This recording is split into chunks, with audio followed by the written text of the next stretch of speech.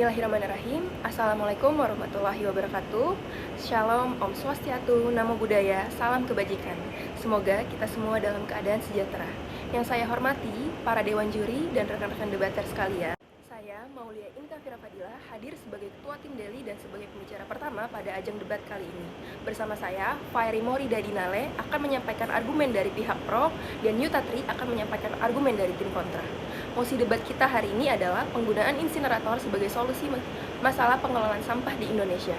Dewan juri yang terhormat, bukan tanpa alasan mengapa mosi ini penting untuk diperdebatkan, terutama saat melihat data dari KLHK yang mencatat jumlah timbulan sampah di Indonesia pada tahun 2022 mencapai lebih dari 36 juta ton per tahun, dengan 36% tidak terkelola. Angka ini naik sebesar 21,7% dari tahun sebelumnya, mencapai level tertinggi dalam 4 tahun terakhir.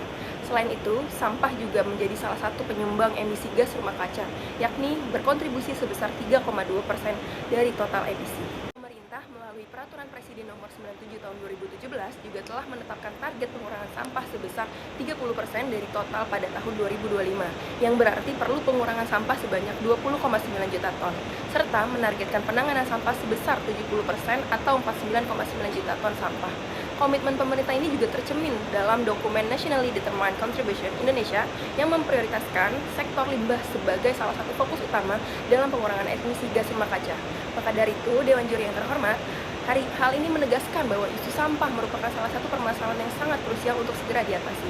Salah satu solusi yang telah diajukan untuk menangani masalah ini adalah dengan menggunakan metode insinerasi. Insinerasi dalam pengelolaan sampah merujuk pada proses pembakaran sampah pada suhu tinggi dalam alat yang disebut insinerator, yang bertujuan untuk mengurangi volume sampah, meminimalkan risiko baik sampah, serta memanfaatkan panas yang dihasilkan untuk energi seperti listrik atau panas. Namun, penggunaan insinerator ini seringkali menjadi topik perdebatan karena kontroversi yang menyertainya. Insinerator dianggap dapat mengurangi jumlah sampah secara signifikan hingga 95%.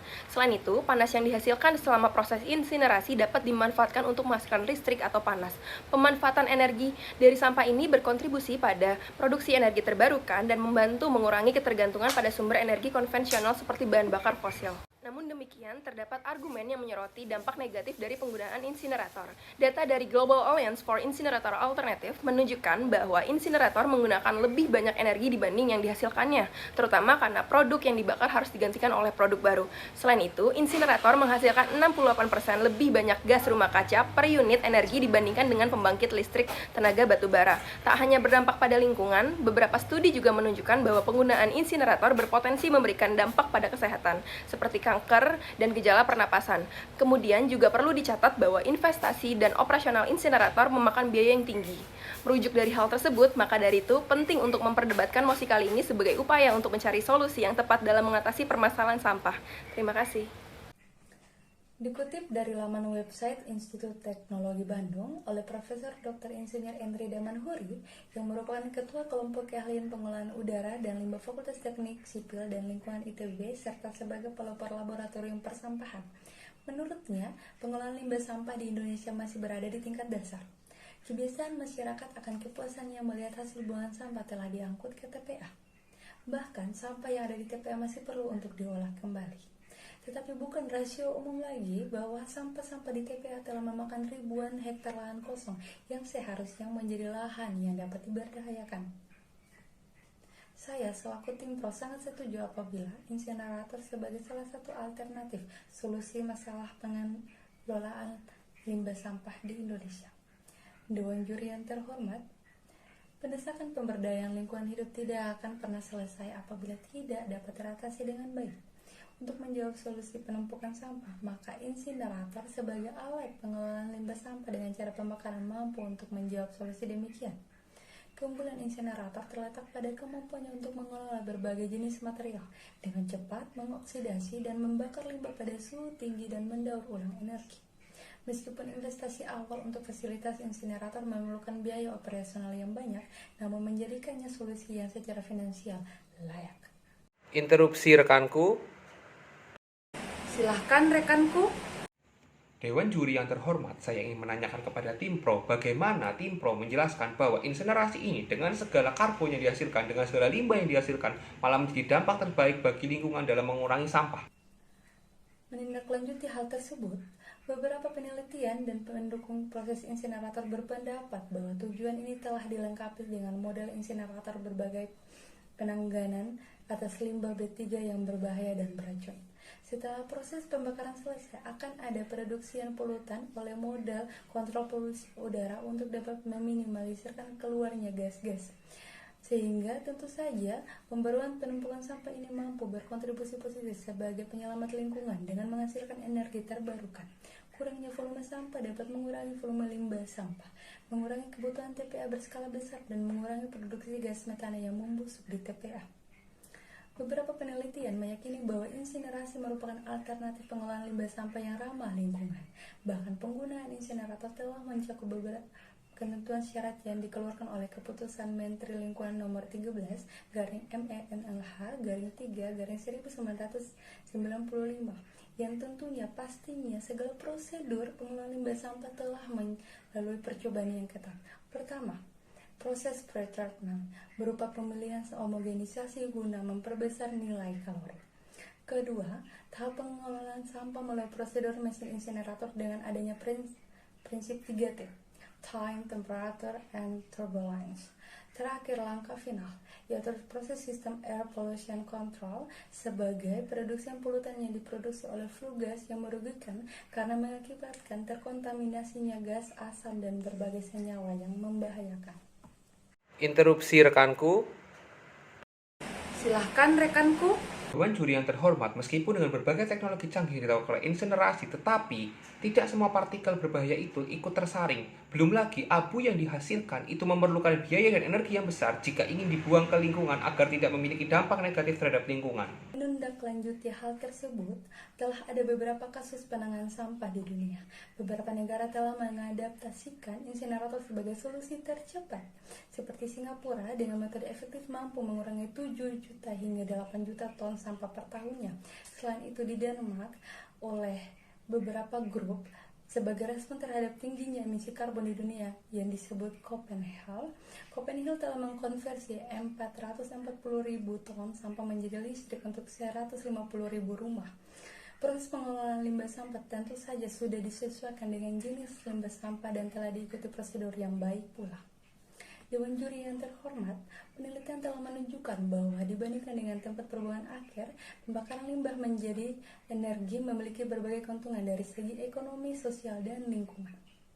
Pertama, pabrik insinerator memiliki kebutuhan lahan yang lebih sedikit dan polusi yang lebih rendah. Kedua, ini adalah teknologi pembuangan limbah yang efisien dan ekonomis.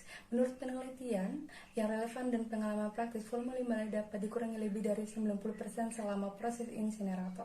Dan sisa-sisa limbah dapat didaur ulang sebagai bahan tambahan semen atau bata dalam industri konstruksi. Ketiga, pembakaran limbah menjadi energi lebih bermanfaat daripada TPA dari sudut pandang kompensasi lingkungan. Selain potensi daur ulang energi yang sangat baik, telah terbukti menghasilkan lebih sedikit metana dan emisi gas rumah kaca dan lainnya dibandingkan dengan TPA sanitasi. Juri yang terhormat, sebuah studi yang dipublikasikan oleh National Library of Medicine mengatakan bahwa penduduk yang tinggal di tempat insinerasi ini merupakan mereka yang paling terdampak dan rentan terhadap penyakit pernapasan. Studi ini dibuktikan dengan penggunaan obat pernapasan yang masif oleh penduduk setempat. Selain penduduk, pekerja yang bekerja di insinerator juga mengalami berbagai gejala penyakit neurologis seperti gejala pernapasan, muskuloskeletal, dan iritasi. Studi ini juga dipublikasikan oleh Zhang dan kawan-kawannya di Taiwan yang menyatakan bahwa tempat yang terdapat pabrik insinerasi memiliki konsentrasi SO2 atau polusi udara yang begitu besar dan yang masing-masing adalah 18,1 dan 2,1 bagian per miliar, dan konsentrasi NO2 adalah 12,6 hingga 2,1 per miliar. Selain berdampak buruk bagi lingkungan dan manusia, proses insinerasi juga memiliki dampak negatif terhadap hewan. Sebagai contoh, sapi yang diternak dengan jarak dekat dari insinerator dapat menghirup semua gas hasil pembakaran yang jika dikonversikan sama dengan hirupan nafas manusia selama 14 tahun. Semua zat tadi yang dihirup oleh sapi mengendap dalam dagingnya dan akhirnya daging itu kita makan. Zat-zat yang tadi dihirup oleh sapi masuk ke dalam tubuh kita secara langsung dan tidak sadar. Profesor Paul Konek, seorang ahli toksikologi, mengatakan bahwa penggunaan insinerator di Indonesia merupakan sebuah cara mahal untuk menangani sampah yang tidak maksimal dan malah menciptakan masalah baru. Dengan embel-embel insinerasi menghasilkan listrik, jika mau kita lihat lebih dalam lagi sebenarnya hanya menghasilkan energi net yang kecil jika dibandingkan dengan energi yang dikonsumsi. Lebih lanjut lagi, di Indonesia, dalam memilah sampah, kita belum seperti negara-negara di Eropa yang memilah sampah dengan maksimal. Kita masih memasukkan semua sampah menjadi satu. Dan jika kita memasukkan semua sampah tadi ini ke dalam insinerator, maka insinerator memerlukan energi lebih besar lagi, terutama untuk sampah basah dalam melakukan pembakaran. Dewan Juri yang terhormat, mengapa insinerasi ini perlu kita hentikan? Adalah insinerasi berpotensi menciptakan ketergantungan pada pembakaran sampah sebagai sumber energi. Ini bisa menghambat inovasi dalam pengurangan sampah secara keseluruhan dan mendorong siklus konsumsi berlebihan dengan prinsip utama daur ulang dan pengurangan sampah. Hal ini sangat bertentangan dengan embel-embel nanti masyarakat akan berpikir bahwa, yang penting ada pembakaran sampah dan sampah kita akan dibakar. Lebih jauh lagi, Dewan Juri yang terhormat, pilihan insinerasi bisa menghalangi upaya mengedukasi masyarakat tentang pentingnya pemilahan sampah dan kesadaran akan dampak langsung dari polusi, serta kebutuhan akan pengurangan sampah di akar permasalahannya. Insinerasi ini, jika diteruskan Dewan Juri yang terhormat, masyarakat akan berpikir untuk terus memproduksi sampah dengan dalih ada pembakaran sampah yang mengurangi sampah-sampah mereka. Hal ini akan meningkatkan produksi sampah di setiap rumah tangga dan malah menjadikan pemilihan sampah semakin kacau dan carut-marut. Dewan Juri yang terhormat, bukan juga tidak mungkin jika dengan kampung-kampung yang sudah dinyatakan kampung bersih, kampung hijau itu akan berubah paradigma dengan melihat proses insinerasi ini. Interupsi rekanku.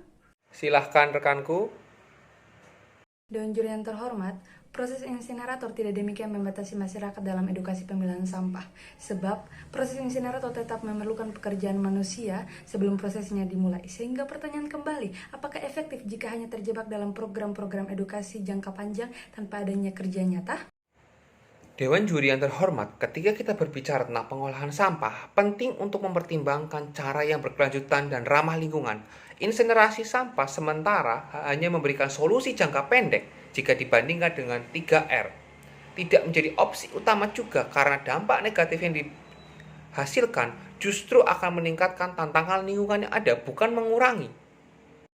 Dewan Juri yang terhormat, statement interupsi yang baru saja disampaikan oleh tim pro sebenarnya itu sama saja seperti mengesampingkan dampak buruk dari proses insinerasi ini. Seperti bagaimana mereka ketahui, tidak dengan teknologi yang canggih pun, proses insinerasi ini masih dapat berpotensi menyebarkan partikel-partikel berbahaya ke udara. Maka dari itu, saya menanyakan kepada tim pro, bagaimana tim pro akan bertanggung jawab jika proses insinerasi ini terus berlanjut. Dan walaupun dengan teknologi canggih tadi, proses insinerasi ini bisa menghasilkan polutan-polutan yang malah berdampak buruk terhadap lingkungan.